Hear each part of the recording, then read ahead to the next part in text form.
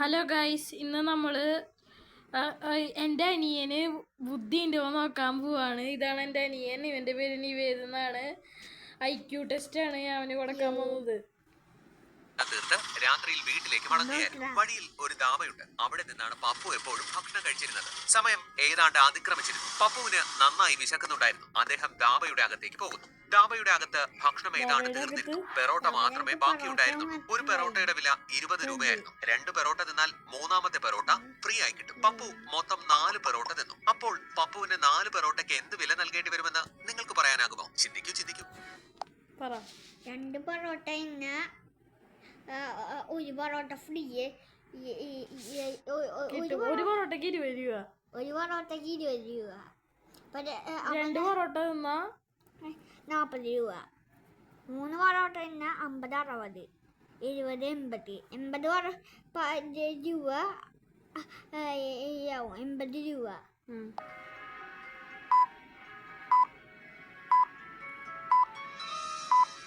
അല്ല, പപ്പു ഒരേ സമയം 4 പെറോട്ട വാങ്ങിയിരുന്നതിൽ 80 രൂപ നൽകേണ്ടി വരുമായിരുന്നു. എന്നാൽ പപ്പു ബുദ്ധിമാനായിരുന്നു. അദ്ദേഹം ആദ്യം 2 പെറോട്ട വാങ്ങുന്നു. പകരം ഒരു പെറോട്ട ഫ്രീ ആയി കിട്ടുന്നുമുണ്ട്. അതിനുശേഷം വീണ്ടും ഒരു പെറോട്ട വാങ്ങുന്നു. അങ്ങനെ മൊത്തം 60 രൂപയാകും. അപ്പോൾ അദ്ദേഹത്തിന് 60 രൂപ നൽകേണ്ടി വരും. പപ്പു പെറോട്ട തിന്നിട്ട് പുറത്തേക്ക് ഇറങ്ങാൻ തുടങ്ങുന്നതും തല കറങ്ങി വീഴുന്നു. ഹോട്ടലിലുള്ള എല്ലാ തൊഴിലാളികളും അങ്ങോട്ടേക്ക് ഓടി വരുന്നു. കുലുക്കി വിളിച്ചെങ്കിലും പപ്പുവിന് ബോധം തെളിയുന്നില്ല. ആ സമയത്ത് ധാബയുടെ പുറത്ത് 3 കാറുകൾ കിടക്കുന്നുണ്ടായിരുന്നു. ഒരു കാർ മാനേജറിന്റേതായിരുന്നു. ബാക്കി 2 കാർ അവിടുത്തെ സ്റ്റാഫിന്റേതായിരുന്നു. മാനേജർ പെട്ടെന്ന് തന്റെ സ്റ്റാഫിന്റെ കയ്യിൽ നിന്ന് 3ാമത്തെ കാറിന്റെ ചാവി വാങ്ങുന്നു. എന്നിട്ട് പപ്പുവുമായി ഹോസ്പിറ്റലിലേക്ക് പോകുന്നു. അദ്ദേഹത്തോടൊപ്പം ധാബയിലെ 3 പേർ കൂടി ഉണ്ടായിരുന്നു. എന്താ നിങ്ങൾക്ക് പറയുവാൻ സാധിക്കുമോ? മാനേജർ തന്റെ വണ്ടി ഉപയോഗിച്ചില്ല, സ്റ്റാഫിന്റെ 2ാമത്തെ വണ്ടിയും ഉപയോഗിച്ചില്ല, സ്റ്റാഫിന്റെ 3ാമത്തെ വണ്ടിയും എടുത്തുകൊണ്ട് എന്താണ് പോയതെന്ന്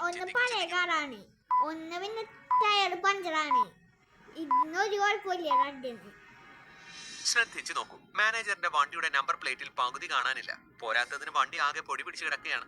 ഇതിന്റെ അർത്ഥം മാനേജറിന്റെ വണ്ടി വളരെ കാലങ്ങളായി ഉപയോഗിക്കാതെ ഇവിടെ ഇട്ടേക്കുകയാണെന്നാണ്. 2ാമത്തെ വണ്ടിയുടെ ഒരു ടയർ പഞ്ചറാണ്. അതുകൊണ്ടാണ് മാനേജർ 3ാമത്തെ വണ്ടിയും എടുത്തുകൊണ്ട് പപ്പുവുമായി ആശുപത്രിയിലേക്ക് പോകുന്നത്.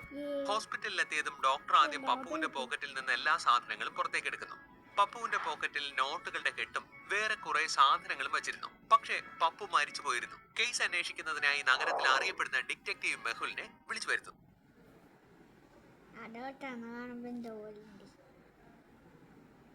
ഈ കേസിന്റെ അന്വേഷണം പൂർത്തിയാകുന്നതുവരെ നിങ്ങൾ ആരും നഗരം വിട്ട് പുറത്തു പോകുവാൻ പാടില്ല. മെഹുൽ പപ്പുവിന്റെ ഡെഡ് ബോഡിയുമായി ഡോക്ടർ സഞ്ജനയുടെ ലാബിലെത്തുന്നു. ലാബിന്റെ വാതിൽ ഒരു ലോജിക്കൽ പാസ്വേഡിലാണ് തുറക്കുന്നത്. ഇവിടെ 4 ബട്ടൺ ഉണ്ട്. ഒന്നിൽ മൂങ്ങ, ഒന്നിൽ മയിൽ, ഒന്നിൽ കാക്ക, ഒന്നിൽ തത്ത. ഇതിൽ നിന്നും വ്യത്യസ്തമായ ഒന്നിനെ പ്രസ് ചെയ്യാം. ഈ 4ൽ ഏതാണ് ഓട് വൺ ഔട്ട് ആയിട്ടുള്ളത്? ചിന്തിക്കൂ.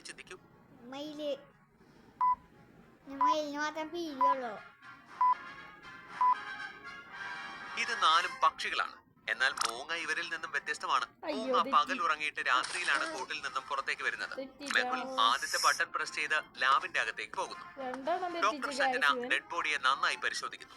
എന്നിട്ട് മെഹുലിനോട് പറയുന്നു, ഇദ്ദേഹത്തിന്റെ ശരീരത്തിൽ അപകടകാരിയായ വിഷം ചെന്നിട്ടുണ്ട്. ഈ വിഷത്തിന്റെ ഒരു തുള്ളി അകത്ത് ചെന്നാൽ തന്നെ മനുഷ്യൻ മരിച്ചു പോകും. അതിന്റെ അർത്ഥം അദ്ദേഹത്തിന് ധാബയിൽ ഭക്ഷണത്തോടൊപ്പം വിഷവും കൊടുത്തിട്ടുണ്ടാകും. എനിക്ക് ഉടനെ ധാബയിൽ പോയി വിവരങ്ങൾ അന്വേഷിക്കേണ്ടതുണ്ട്. മെഹുൽ തന്റെ വണ്ടിയിൽ ധാബയിലേക്ക് പോകുന്നു.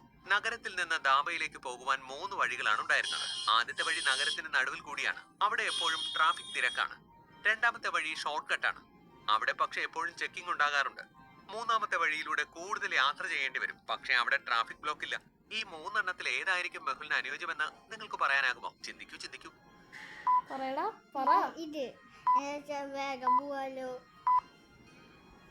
2ാമത്തെ വഴിയായിരിക്കും മെഹുലിന് നല്ലത്. കാരണം 2ാമത്തെ വഴിയിൽ പോലീസ് ചെക്കിംഗ് ഉണ്ടെങ്കിലും മെഹുൽ നഗരത്തിലെ അറിയപ്പെടുന്ന കുറ്റാന്വേഷകനായതുകൊണ്ട് പോലീസ് ഉടനെ തന്നെ അദ്ദേഹത്തെ പോകുവാൻ അനുവദിച്ചു. മെഹുൽ 2ാമത്തെ വഴിയിലൂടെ ധാബയിലേക്ക് എത്തിച്ചേരും. അതിനുള്ളിൽ എല്ലായിടത്തും CCTV ക്യാമറ ഘടിപ്പിച്ചിട്ടുണ്ടായിരുന്നു.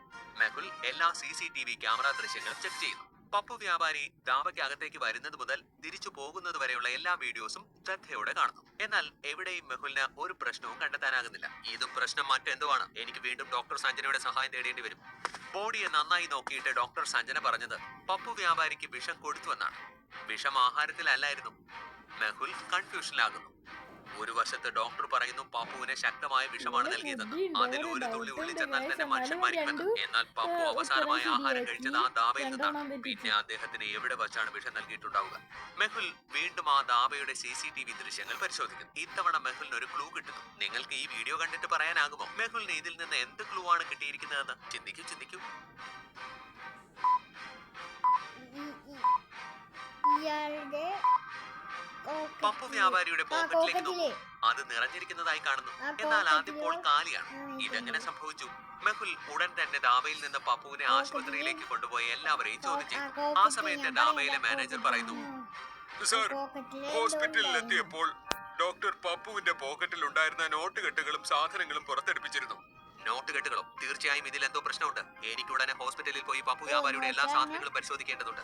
മെഹുൽ വണ്ടിയിൽ ആശുപത്രിയിലേക്ക് എത്തുന്നു. ഹോസ്പിറ്റലിൽ ഡോക്ടർ തന്റെ ക്യാബിനിൽ ഇരിക്കുന്നുണ്ടായിരുന്നു. അദ്ദേഹത്തിന്റെ വാതിൽ ഒരു പാസ്വേഡ് കൊണ്ട് ലോക്ക് ചെയ്തിരിക്കുകയായിരുന്നു. പനീർ, തൈര്, രസ്മലായി, ഠാഡ്, ഇതിൽ ഏതാണ് ഓഡ് വൺ? ലോജിക്കൽ ആർമി, ചിന്തിക്കൂ.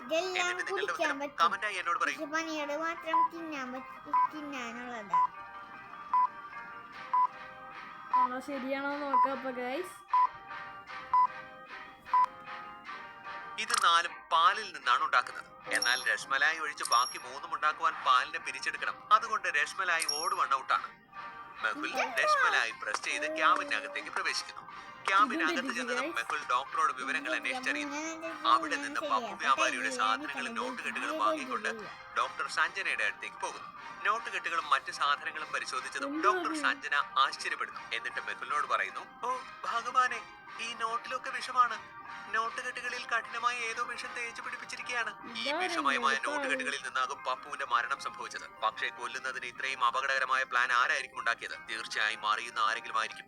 സത്യം അറിയുന്നതിനായി മെഹുൽ തന്റെ വണ്ടിയും എടുത്ത് പപ്പു വ്യാപാരിയുടെ ഓഫീസിലേക്ക് പോകുന്നു. പോകുന്ന വഴി റോഡിൽ ആളുകൾ കൂടി നിൽക്കുന്നത് കണ്ടു. മെഹുൽ തന്റെ വണ്ടിയിൽ നിന്ന് ഇറങ്ങി നോക്കുന്നു. അവിടെ 2 കാറുകളുടെ ആക്സിഡന്റ് ഉണ്ടായിരിക്കുകയാണ്. 2 കാറും കണ്ടപ്പോൾ ഏത് ഡ്രൈവറുടെ തെറ്റാണെന്ന് മെഹുലിന് പെട്ടെന്ന് തന്നെ മനസ്സിലാകും. ലോജിക്കൽ ആർമി, നിങ്ങൾക്ക് മനസ്സിലായോ? സീൻ വളരെ ശ്രദ്ധയോടെ നോക്കൂ. എന്നിട്ട് ഇതിന്റെ ഉത്തരം എന്നോട് കമന്റ് ചെയ്ത് പറയൂ.